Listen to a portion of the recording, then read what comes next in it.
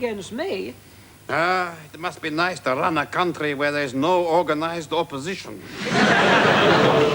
In Russia, you can fool all of the people all of the time.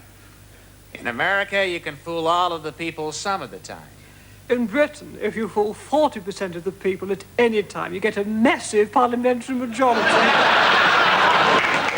I've just been elected head of state. I've just appointed myself head of state. I've got to do something about that woman down the road. In the United States, people are politically aware and will queue for hours to see the president. In Britain, people are economically aware and will queue for hours for the January sales. In the Soviet Union, people just queue. The price of freedom is eternal vigilance. The price of freedom is law and order. When there are so many in the queue, who gives a toss what the price is?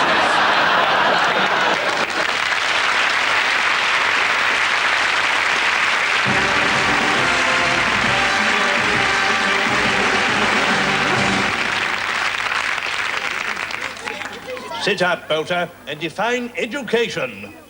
Well, sir, education is long and thin, and you roll it out and it goes on forever, and it makes you lots of money, and you can buy things, women, socks, makeup, you can buy, and you can shop things, you can... Get on with it, Bolter. Education makes you superior to everyone else, sir. Look at the size of them! That looks like my sister. It is your sister. So, we'll see you in 7 years' time then. Everything's going to be all right. And just one thing before you go. I'm not your real father. No, he's not, darling. Never mind, eh? Good boy. Good boy. Threepence worth of cocaine, please. Oh, do me a favour. Thanks for taking my virginity. Bye. The Angshot miner remembered that first day really well, because after all that pain and heartbreak and tears and sadness, the train went off without him, and he had to run 200 miles to school. Now, you squits may think Cockney is a dying language, not worthy of study here at St. Greaves's, but let me assure you, for those who intend to work in the city, a basic grasp of Cockney is essential. So, Bagshot Miner, I'd like you to translate into Cockney the phrase, bring the rolls around to the front door. I wish to escort her ladyship to the palace for a garden party. Jeez. Lord love a duck meal, cocker. Fetch the cheese and pickle. Yeah. I wish to Doverport the missus down to the Slack Alley for a Russell Hearty. You care, son. Well done, Bagshot. Yes, of course. Strike a light, governor. Yeah, don't overdo it, Bagshot. You don't really want it. Now, tell me, Maitland. Yes, sir. Why is it that although you're only 15, you look 47? Yeah. Well, sir, my mother had a very long pregnancy, sir. And in fact, I found out later, sir, that when I was born, I was 35 years overdue. The old squire struck me down with a kipper if I'm telling you a porky. Thank you very much, sir. Yes, all right, Maitland, Yes. That's enough. Thank you, sir. See you later. Love you, sir. When I left St. Greaves's, I had lots of standards in education, and obviously I joined the army, and unfortunately my branch closed down, and I was made redundant. But they gave me this hat and retrained me as a hippie. It's very successful. Pay attention, men. Memo here from HQ. Due to government cutbacks, army closed. Sorry. All personnel to be immediately retrained as minicab drivers. Right, this is a map of London. I want you to look at it, then forget it completely. That's called the knowledge. Right, Sergeant, issue every man with a 10-year-old Cortina with dodgy brakes. We've got soldiers big and strong, killing Germans all day long. Now we got a different fight, ripping punters off at night. Grinder, back. I'll leave it out, Sarge. I ain't going south of the river.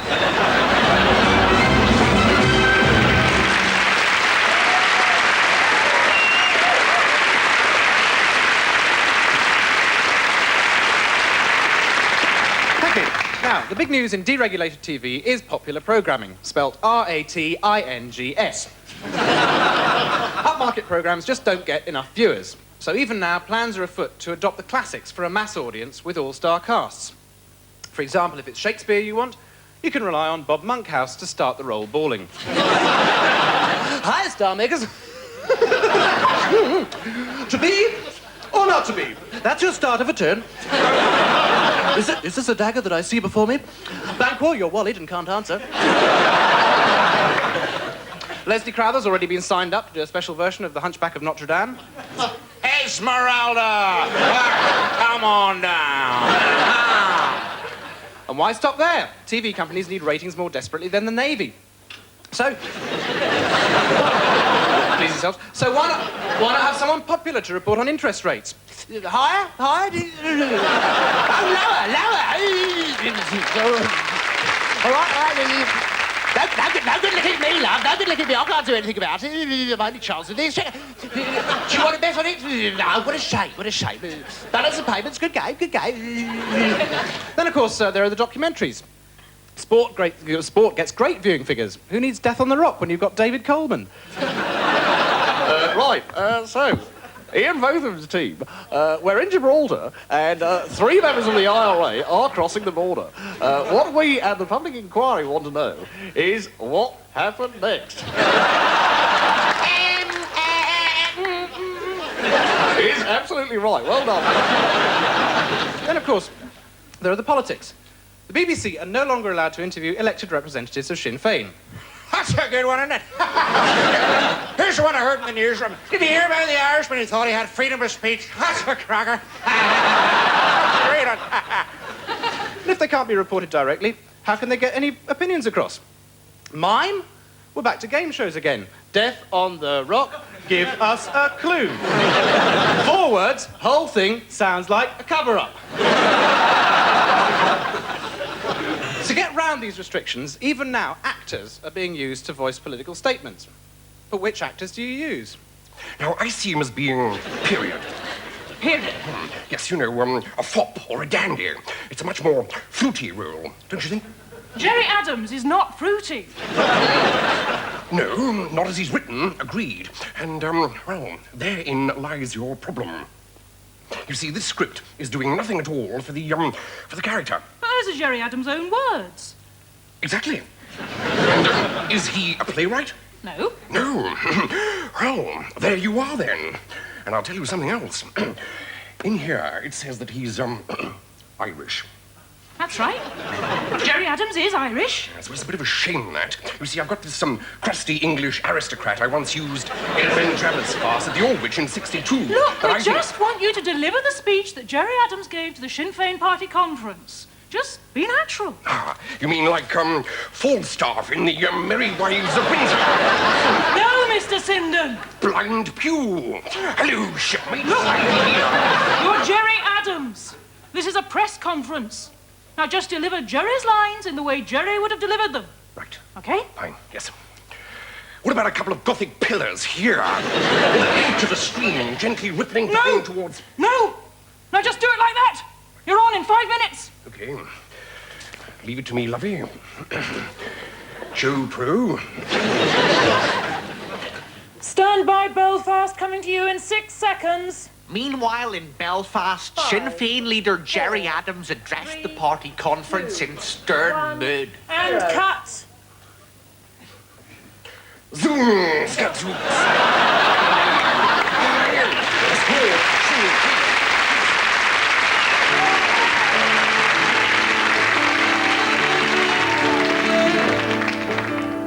So long, Marilyn Monroe. Although I never liked your films that much, all that boopy-doop and such starts wearing thin before too long. Oh, so long, Marilyn Monroe. If I see another book on you, I'll scream. You're dead, sexy in every male's dream, and also a good subject for a song. Oh, 'cause death is commercial. You might be crap when you're alive, but the moment that you have died, there's national hysteria. Oh, death is commercial. Why don't I just jump off a cliff? Since the public all have a stiff, it makes them feel superior. Bye-bye, Elvis Presley. You must be pleased the way your records sell. It is rumored you're still alive and well. Either way, I'm sure your weight's gone down a lot. Oh, bye-bye, Elvis Presley. Your manager can barely hide his sorrow. He's making money like there's no tomorrow. which of course for you there's not. Oh, damn this commercial, whether it's true or just a hoax, it made a fortune for Doris Stokes, although it's since last contact. Oh, damn this commercial, a great career move if you're there. Keith Richards already halfway there, make sure it's in your contract. Au revoir, Sid Vicious, a rebel without talent who's gone. Oh, while the lack of melody lingers on, you're not much worse than many. Oh, sad off for now, John Lennon, for somewhere in eternity. You're now $1 billion industry, and Albert Goldman makes a pretty ugly penny. Oh, damn this commercial, and though the scandal's quite untrue, a corpse will hardly ever sue, they generally keep quiet. Oh, damn this commercial, before Roy Orbison was even cold, his final album was going gold. By God, I'll try it.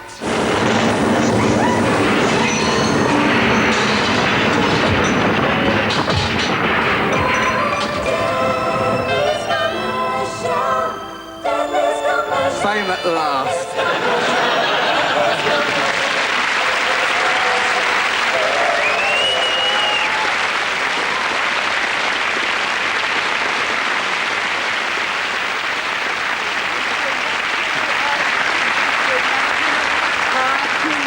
Lucky. I should be so lucky. Dear Mrs. Thatcher, I think you are an evil fascist old bat. Oh, good morning. Why don't you do the country a favour and flush yourself down the lobe? Oh, how sweet. I haven't heard from Ted Heath in ages. 5:30 in the morning. I don't sleep much. That is not to say I'm insomniac. Indeed, no. Insomniacs can't sleep. I choose not to sleep. There's a big difference. I wouldn't like you to get the idea I can't control myself at night. I can. Unlike Dennis. Thank goodness for rubber sheets. My mother, Mrs. Roberts, used to say, lose an hour in the morning, you spend all day looking for it. Dennis is still looking for the last 20 years. Shh. Listen to that. Oh, isn't it lovely? Prince Philip's up early. You know, I got a very busy day today. I've got, yet another petition. Obviously, I always read every petition from cover to cover. It's such fun trying to spot Michael Heseltine's handwriting. It's always there at least several hundred times. Poor Michael. Always the bridesmaid, never the bride. And then, when Dennis gets up sometime in the afternoon, we both go for a walk. We borrow Nigel's dog, because I like the security of something obedient trotting behind me. And I know that the dog does too. You know, I have often thought that dogs are rather like cabinet ministers. They're so anxious to please. They sit up and beg, I pat them on the head and give them a biscuit. If I'm feeling very generous, I make them Home Secretary. Oh, they love that. They get terribly excited. But I don't like it when they start rubbing themselves up and down on my leg. And you know, the sad thing about cabinet ministers and dogs is that when they've grown old and outlived their usefulness, you have to have them put down. Or sent to Northern Ireland. That reminds me, I must give Paul Channon a ring. That's brilliant. Yes, excellent. Yes, that's superb. Yes, that'll do fine. Very good. Excellent. Very good. You sent for me, Minister. Oh, Sir Horace, come in. I'm getting worried about all these disasters. Disasters, Minister? Clapham, Lockerbie, Channel Tunnel. Channel Tunnel hasn't opened yet, Minister. Just thinking ahead. Of course. Point is, the PM's in a rage. She has to waste so much of her time racing around hospitals comforting the victims. She's fed up with it. The only thing which keeps her popular, Minister. Except with the victims, of course. She has to go on television every other week and say how wonderful the emergency services are. May I ask what's wrong with that, Minister? Well, they're free. That's what's wrong with it, man. They're public services. They're available to everyone. It sticks in her throat. I see. Anything that sticks in the PM's throat sticks in my throat. How very inconvenient for you both, Minister. And Mr. Thatcher, too, of course. Beg your pardon? A slip of the tongue, Minister. Look, but where's the targeting? Where are the market forces? Just because someone's in a train crash shouldn't mean they don't have a choice. Yes, well, would people necessarily be in a position to exercise a choice, Minister? I mean, they may, God forbid, be injured, may have both their legs cut off. Sir Horace, may I remind you, there are people in this country who want to stand on their own two stumps. Are you suggesting that they should rescue themselves, Minister? No. I mean, we should create some sort of private emergency rescue service for those who want to pay for it. I see. Any ideas? Well, I suppose the simplest thing would be to rescue the first-class coaches first. Not selective, open to abuse. Ticket collector might be in there. Riff-raff hiding in the lavatory. Well, then perhaps what we need is some kind of private disaster insurance. People could carry a card. That's right. If they're in an accident, they could wave it around and shout, "Over here! Over here!" That'll work. Yes, there might be a problem if they've lost consciousness, Minister. But surely people don't lose consciousness. They opt out. Yes, in a perfect world, Minister. We need to cater for them. Well, perhaps then the obvious solution is perhaps that when people take out their private disaster insurance, they have a simple surgical operation. And they have a hole cut in their heads. Just the skin, of course. One doesn't want to make it ludicrous. And then they have a small piece of radioactive material put into the hole, and then the skin is stuck back down again. Or not, as the case may be. They may want to keep it as a conversation piece. Stick to the point. Come on. I'm sorry, Minister. So that when there's an accident or disaster, we send in the private emergency teams. They have special ultraviolet torches. They shine them on the victims, and the ones with private insurance give off this rather attractive purple glow. Brilliant. What an excellent idea. I'll tell the PM straight away. Yes. Just one thing, Minister. Are you sure that people want this kind of choice? My dear fellow, with this government, people get a choice whether they want it or not.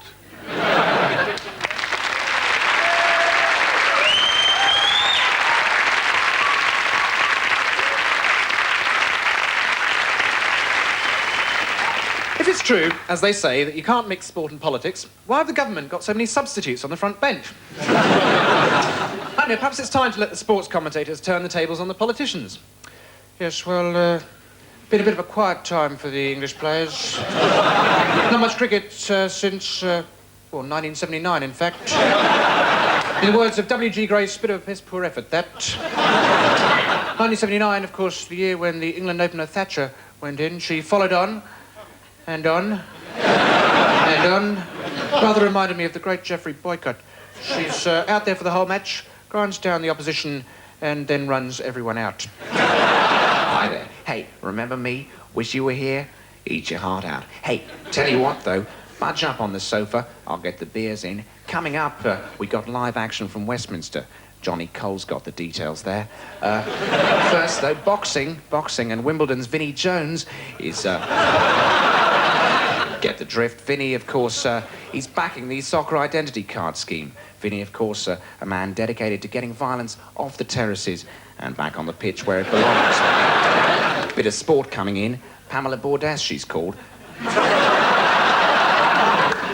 Ironically, when Pamela Bordess was spotted halfway around the other side of the world, the only reporters that anyone had remotely near there were the cricket correspondents. Talk about a ball-by-ball commentary. Yes, and hello from the lovely island of Bali. Bali, of course, is famous for its water. There we are. The umpires have called an interval for tea, and no, there's a little crumpet there. Isn't that rather lovely? It really is a glorious day for cricket, which is a bit of a bugger, as we were hoping to interview. See the lay of the land, apparently. Resetting the field now is Gower. Gower bowling right arm over the wicket against Gatting's more unorthodox right leg over. First time I think we've seen that since he was out LBW. Libel by waitress. Well, she's out. Red light stop play, so it's back to another of the world's oldest professionals, Des Lynam. Brian Johnson there. Hey, tell you what, Brian, it's under the pillow. Moving on. Westminster, still no word from the SDLP. That, by the way, the party currently lumbered with more names than a royal baby. Back at the sharp end, here's Billy McLaren. Well, thanks, Desmond, and of course, listening to that 60,000 Murrayfield crowd cheering and chanting there, I can't help thinking, what are they doing in the House of Commons public gallery? It's a big day in the final of the MP's What Can We Try Out on Scotland Next bill. The Scottish 15, of course, facing bravely up to the English 330 odd, and you could cut the atmosphere with a claymore, and the security staff have been none the wiser. And at the kick-off there, it's daft idea to green paper to white paper. Labour buys the dummy and makes him Shadow Defence Minister. Encouragement from all sides. I haven't seen so many overworked whips since the leaving thrash for Harvey Proctor. That's not so much a loose ruck there as a standing committee, and I tell you, there's quite a bit of argy-bargy rutting and mauling. The ball's in, it's gone to one of the hookers, and believe me, the government's got quite a few to choose from. We punt forward now there from first reading to committee stage, a little shilly-shally past the environmental lobby. Bit of luck there for the minister, despite some crunching tackles from Roy Hattersley's filibustering. I bet he's blustered a few fillies in his time. And the referee, of course, distracted there. The bill's gone through a third reading, and it's gone to the Lords now for a simple conversion. The referee blows no side, and despite the score, the Scots lose out once again. And that's going to make him very angry down there in the Scottish Assembly in Hoyk High Street tonight, I can tell you. Good night, thank you.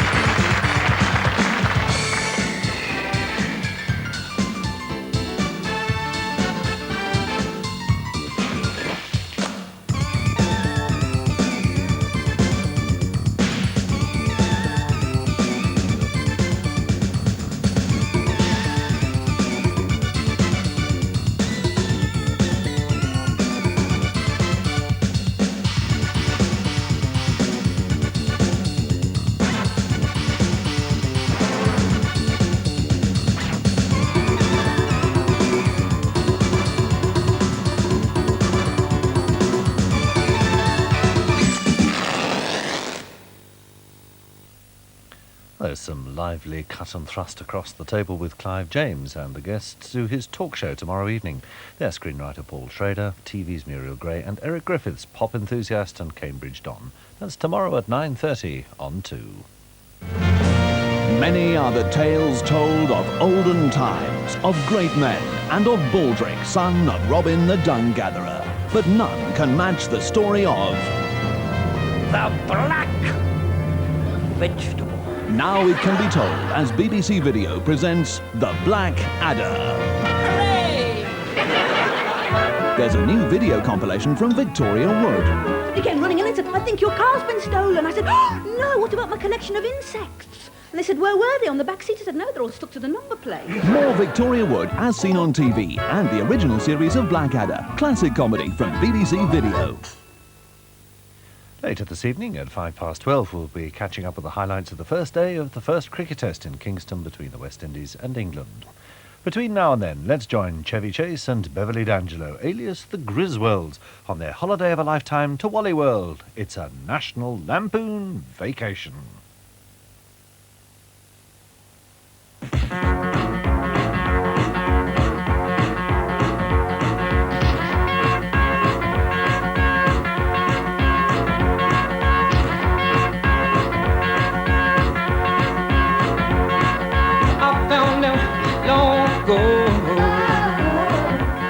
It's a long way down the holiday road.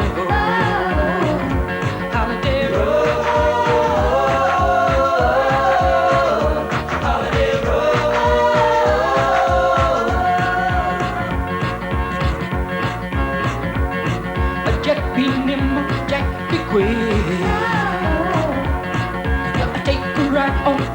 Coast Kid.